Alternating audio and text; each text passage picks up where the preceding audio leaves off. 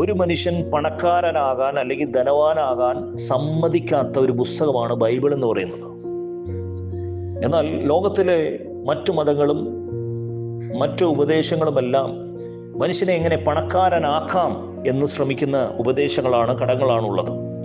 എന്നാൽ നേരെ തിരിച്ച് ബൈബിൾ ഒരു മനുഷ്യനെ എങ്ങനെ പണക്കാരനാകാതിരിക്കാം അല്ലെങ്കിൽ ധനവാനാകാതിരിക്കാം എന്ന് ശ്രമിക്കുന്നൊരു പുസ്തകമാണ്, സമ്മതിക്കാത്തൊരു പുസ്തകമാണ്. നീ പണക്കാരനാകണ്ട, നീ ധനവാനാകണ്ട എന്ന് സമ്മതിക്കാത്തൊരു പുസ്തകമാണ് ബൈബിൾ എന്ന് പറയുന്നത്. പലപ്പോഴും നമ്മുടെ ഉപദേശങ്ങളിൽ എല്ലാവരും വിളിച്ചു പറയുന്ന ഒരു കാര്യമുണ്ട്: നിനക്ക് അനുഗ്രഹമാണോ, നിനക്ക് പണം വേണോ, നീ ദൈവത്തിൻ്റെ സന്നിധിയിൽ വാ. നിനക്ക് പണം വേണോ, നിനക്ക് ദൈവത്തിൻ്റെ സന്നിധിയിൽ വാ. നിനക്ക് കാർ വേണോ, വീട് വേണോ, ദൈവത്തിൻ്റെ സന്നിധിയിൽ വാ. ഇതൊക്കെ ശരിയാണ്, ദൈവം നിന്റെ ആവശ്യങ്ങളെല്ലാം നിവർത്തിച്ചു തരും. പക്ഷേ ധനവാനാകാൻ, പണക്കാരനാകാൻ നീ ദൈവത്തിൻ്റെ സന്നിധിയിൽ വന്നാൽ ദൈവം ഒരിക്കലും അത് സമ്മതിക്കത്തില്ല. അതിൻ്റെ കാരണമെന്ന് പറയുന്നത് ഒറ്റ കാര്യമാണ്, ഒറ്റ വാചകമാണ്. പുതിയ നിയമ ഉപദേശത്തോടുള്ള ബന്ധത്തിലാണ് നാം ഈ കാലഘട്ടത്തിൽ ജീവിക്കുന്നത്. പുതിയ നിയമ ഉപദേശത്തിൻ്റെ ഏറ്റവും മഹത്തമായ ഒരു ഉപദേശമാണ് ഒരു മനുഷ്യനെ സ്വർഗത്തിൽ എത്തിക്കുക എന്നുള്ളത്, ദൈവത്തിൻ്റെ സന്നിധിയിൽ എത്തിക്കുക എന്നുള്ളത്. മറ്റൊന്നും പുതിയ നിയമ ഉപദേശത്തിൽ ഒരു പ്രാധാന്യം അർഹിക്കുന്ന ഒരു വാചകമില്ല, അതിൻ്റെ അകത്ത് ഉപദേശമില്ല. ഒരു മനുഷ്യൻ്റെ രക്ഷ, ഒരു മനുഷ്യൻ്റെ ജീവിതം സ്വർഗത്തിൽ എത്തിക്കുക എന്നുള്ളതാണ് പുതിയ നിയമ ഉപദേശത്തിൻ്റെ ഏറ്റവും വലിയ ഘടകമെന്ന് പറയുന്നത്. അതിലെ ഏറ്റവും മഹത്തായ ഒരു ഉപദേശമാണ് ഒരു ധനവാൻ സ്വർഗരാജ്യത്തിൽ കടക്കുന്നത് ഏറെ കഷ്ടമെന്ന് പറയുന്നത്.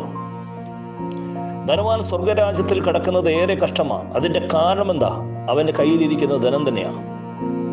ധനം എങ്ങനെയാണ് അവനെ സ്വർഗരാജ്യത്തിൽ കടക്കുവാൻ തടസ്സമാകുന്നത്? ഒറ്റ കാരണമാണ്. ധനം നിന്റെ കയ്യിൽ വന്നാൽ നീ ദൈവത്തെ മറക്കും, ദൈവത്തിൻ്റെ ഉപദേശങ്ങൾ മറക്കും. അതാണ് ഏറ്റവും വലിയ കാര്യം, ദൈവത്തിൻ്റെ ഉപദേശങ്ങൾ മറക്കും.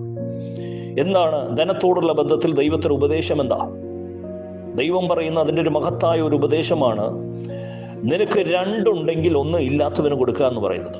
രണ്ടുണ്ടെങ്കിൽ, നിന്റെ കയ്യിൽ രണ്ട് കിട്ടിയാൽ അപ്പം നീ ഇല്ലാത്തവന് ഒന്ന് കൊടുക്കണം. ഇതാണ് ദൈവത്തിൻ്റെ ഉപദേശം എന്ന് പറയുന്നത്. എന്നാൽ ധനം എങ്ങനെയാണ് നിക്ഷേപിക്കപ്പെടുന്നത്? നിനക്ക് രണ്ടുണ്ടായിട്ട് ഒന്നില്ലാത്തവന് കൊടുക്കാതിരിക്കുമ്പോൾ നിന്റെ പണം കൂടും. നിനക്ക് രണ്ടുണ്ടാകും, മൂന്നുണ്ടാകും, നാലുണ്ടാകും, അഞ്ചുണ്ടാകും, ആയിരക്കണക്കിന് കോടിക്കണക്കിന് നിനക്കുണ്ടാകും. കാരണം നീ ഇല്ലാത്തവന് കൊടുക്കുന്നില്ല. ഇല്ലാത്തവന് കൊടുക്കാത്തപ്പോൾ ദൈവത്തിൻ്റെ ഉപദേശം നീ ഗണ്ണിക്കുക. ദൈവത്തിൻ്റെ ഉപദേശം ഗണ്ണിക്കുമ്പോൾ നീ ദൈവത്തിൽ നിന്ന് അകലപ്പെടുകയാണ്. ദൈവത്തിൽ നിന്ന് അകലപ്പെടുമ്പോൾ ദൈവത്തിൻ്റെ മറ്റൊരു ഉപദേശമായ ധനവാൻ സ്വർഗരാജ്യത്തിൽ കടക്കുന്നത് ഏറെ കഷ്ടമെന്ന ഉപദേശത്തിലേക്ക് നീ എത്തപ്പെടുകയാണ്. അതോടുകൂടി നീ നരകത്തിലേക്ക് ചലിക്കപ്പെടുന്നു. ഇതാണ് അതിൻ്റെ വഴിയെന്ന് പറയുന്നത്. അതുകൊണ്ട് തന്നെ ധനവാൻ സ്വർഗരാജ്യത്തിൽ കടക്കുന്നത് ഏറെ കഷ്ടമെന്ന് പറയുന്നത്. അതുകൊണ്ട് തന്നെ ദൈവം ഒരിക്കലും നീ ധനവാനാകാൻ സമ്മതിക്കത്തില്ല. കാരണം ദൈവത്തിന് ഇഷ്ടം നീ സ്വർഗത്തിൽ പോകണമെന്ന്. നീ ധനവാനായി ഇവിടെ വിലസുന്നത് ദൈവത്തിന് വലിയ താല്പര്യമുള്ള കാര്യമല്ല. ധനം നിന്നെ നഷ്ടപ്പെടുത്തുന്നുവെങ്കിൽ നീ ധനവാനാകാതിരിക്കാനാണ് ദൈവം നോക്കുന്നത്. പക്ഷെ ഒരു കാര്യമുണ്ട്, ദൈവത്തിൻ്റെ ഒരു പ്രീതി എന്ന് പറയുന്നത് നിന്റെ ആവശ്യങ്ങൾക്ക് ദൈവം നിനക്ക് വേണ്ടി തുണ നൽകും. നിന്റെ ആവശ്യം എന്തെന്ന് ദൈവം അറിഞ്ഞ് നിനക്ക് വേണ്ടി പ്രവർത്തിക്കും. നിന്റെ അത്യാവശ്യം എന്തെന്ന് അറിഞ്ഞ് ദൈവം നിനക്ക് വേണ്ടി പ്രവർത്തിക്കും. അതുകൊണ്ട് തന്നെയാണ് നിന്റെ ആവശ്യങ്ങൾക്ക് വേണ്ടി നീ പ്രാർത്ഥിക്കാൻ വേണ്ടി ദൈവം പറയുന്നത്. അന്നേക്കുള്ള ആഹാരത്തിന് വേണ്ടി നീ പ്രാർത്ഥിക്കാൻ ദൈവം പറയുന്നുണ്ട്, ക്രിസ്തു പറയുന്നുണ്ട്. കാരണം നിന്റെ ആവശ്യമാത്. നിന്റെ ആവശ്യങ്ങൾക്ക് വേണ്ടി നീ പ്രാർത്ഥിക്കണം.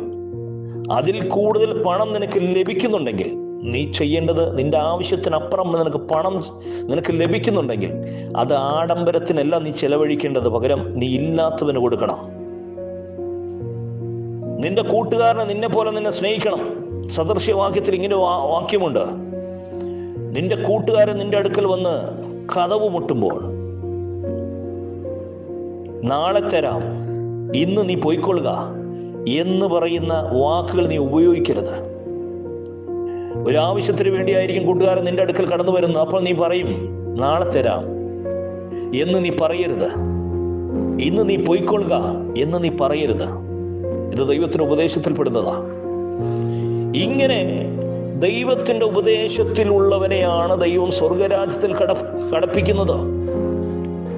ഇന്ന് പലപ്പോഴും താളപ്പിഴ ഉണ്ടാകുന്നത് ധനം കിട്ടുമ്പോൾ മനുഷ്യൻ ഇതൊക്കെ മറക്കുക.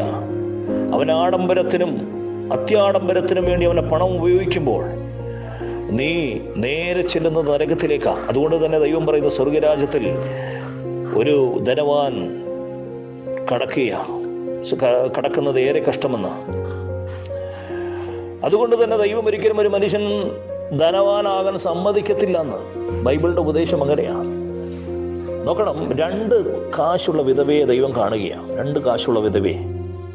അവിടെ പണസഞ്ചിയുമായിരിക്കുന്ന ഒരു ധനവാന്റെ ആ ഒരു നിക്ഷേപം ദൈവം കണ്ടില്ല. ദൈവം കണ്ടത് 2 കാശ് നിക്ഷേപിച്ച വിധവയാണ് കണ്ടത്. കാരണം അവൾ ഉള്ളതിൽ വെച്ച് മറ്റുള്ളവരെ സഹായിക്കുവാൻ, ദൈവത്തിന് വേണ്ടി കൊടുക്കുവാൻ അവൾ തുനിഞ്ഞു എന്നുള്ളതാണ് അതിൻ്റെ കാരണമെന്ന് പറയുന്നത്. അതുകൊണ്ട് ഈ ദിവസങ്ങളിൽ നിങ്ങൾക്ക് ധനമാണോ സ്വർഗമാണോ നിങ്ങളാണ് തീരുമാനിക്കേണ്ടത്. നിങ്ങൾക്ക് ആവശ്യത്തിൽ കൂടുതൽ ഉണ്ടെങ്കിൽ നിങ്ങൾ ആഡംബരത്തിന് ചെലവഴിക്കരുത്. നിങ്ങൾ ഇല്ലാത്തവന് കൊടുക്കുക. ഇല്ലാത്തവന് കൊടുത്തില്ലെങ്കിൽ നിങ്ങൾ നരകത്തിൽ പോകും. ഇതാണ് വ്യക്തമായ ഉപദേശം. ഈ ഉപദേശം ഒരിക്കലും ഏത് പാസ്റ്റർമാരും ഏത് അച്ഛന്മാരും നിന്ന് പ്രസംഗിച്ചാൽ ആ ഉപദേശത്തെ സാധൂകരിക്കാൻ പറ്റത്തില്ല. നിനക്ക് ഈ ആഡംബരവും നിനക്ക് ഈ സൗകര്യമൊക്കെ തന്നത് ദൈവമാണെന്ന് ഒരു ഉപദേശിയോ അല്ലെങ്കിൽ ഒരു പാസ്റ്ററോ ഒരു അച്ഛനോ നിന്ന് പ്രസംഗിച്ചത് കൊണ്ട് നീ സംതൃപ്തി അടങ്ങി നീ വീട്ടിലിരിക്കരുത്. കാരണം ഇതെല്ലാം ഉപദേശം. ബൈബിൾ പറയുന്നത് ഉപദേശം. നിനക്ക് 2 ഉണ്ടെങ്കിൽ 1 കൊടുക്കണമെന്നാ. കൊടുത്തില്ല എങ്കിൽ, നിന്റെ ആവശ്യത്തിനപ്പുറം പണം നിനക്കുണ്ടായിട്ട് നീ കൊടുത്തില്ല എങ്കിൽ ധനവാൻ സ്വർഗരാജ്യത്തിൽ കിടക്കുന്നത് ഏറെ കഷ്ടം, അതായത് നരകത്തിൽ പോകുമെന്ന്. അന്ന് നിന്നോട് മോട്ടിവേഷൻ ആക്കിയ പാസ്റ്റർമാരോ അച്ഛന്മാരോ ഉപദേശിമാരോ നിന്റെ കൂട്ടത്തിൽ സ്വർഗത്തിൽ നിന്നെ കൊണ്ടുപോകാൻ ഉണ്ടാകത്തില്ല. നിനക്ക് പോകണമെങ്കിൽ നീ തന്നെ നിന്റെ മനസ്സിൽ നീ തീരുമാനിക്കണം. ഞാൻ എന്ത് ചെയ്യണം? എൻ്റെ പണം കൊണ്ട്, എൻ്റെ സൗകര്യം കൊണ്ട് എന്ത് ചെയ്യണമെന്ന് നീ തന്നെ തീരുമാനിക്കണം. ദൈവം ഇവരെയും സഹായിക്കുമാറാകട്ടെ. Evangelist Premji George Nilambur.